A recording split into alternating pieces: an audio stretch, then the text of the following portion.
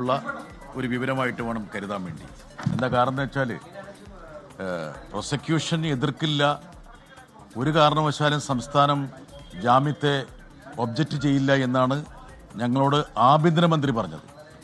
അതായത് ഇന്ത്യയിലെ ആഭ്യന്തരമന്ത്രി അമിത്ഷായുടെ വാക്കുകൾക്ക് വിലയില്ല എന്നാണോ നമ്മൾ മനസ്സിലാക്കേണ്ടത്? ഞങ്ങൾക്ക് എന്താണ് യഥാർത്ഥത്തിൽ കോടതിയിൽ നടന്നതെന്ന് അറിയില്ല. മാത്രമല്ല, ഈ എതിർക്കുക എന്ന് പറയുന്നത് പ്രോസിക്യൂഷനിൽ നിക്ഷിപ്തമായിരിക്കുന്ന ഒരു ചുമതലയാണെന്നുള്ള രീതിയിലുള്ള ചില വാദങ്ങൾ വരുന്നുണ്ട്. അങ്ങനെ ഒരിക്കലും ശരിയല്ല.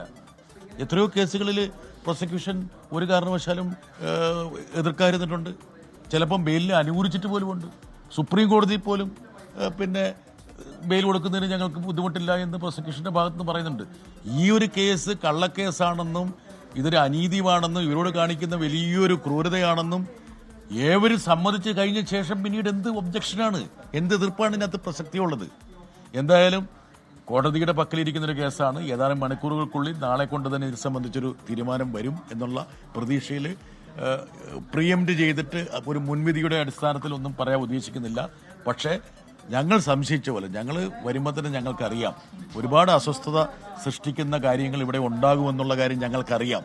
എന്താ കാരണം വെച്ചാൽ ഇവിടെയുള്ള പല വലതുപക്ഷ തീവ്ര സംഘടനകളും അവരുടെ നിലപാട്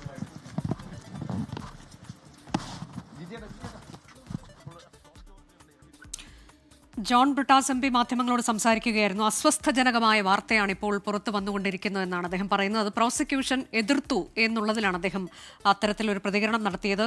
കേന്ദ്ര ആഭ്യന്തരമന്ത്രി പറഞ്ഞ വാക്കിന് പോലും വിലയില്ലാത്ത നാടായി മാറിയോ ഇന്ത്യ എന്ന് ചോദിക്കുകയാണ്. എന്തുകൊണ്ടാണ് പ്രോസിക്യൂഷൻ ഇങ്ങനെ നിരന്തരം എതിർത്തുകൊണ്ടിരിക്കുന്ന ജാമ്യാപേക്ഷയെ എന്ന് ചോദിക്കുന്നു. കള്ളക്കേസ് എന്നൊക്കെ പറഞ്ഞ് ഇത് ബോധ്യപ്പെട്ടതാണ് എന്നത് BJP പോലും ഒരു ഭാഗത്ത് പറയുമ്പോൾ എന്തുകൊണ്ട് ഇങ്ങനെ സംഭവിക്കുന്നു എന്ന ചോദ്യം. പക്ഷേ ഇതൊക്കെ ഉണ്ടാകാനുള്ള സാധ്യതയുണ്ട്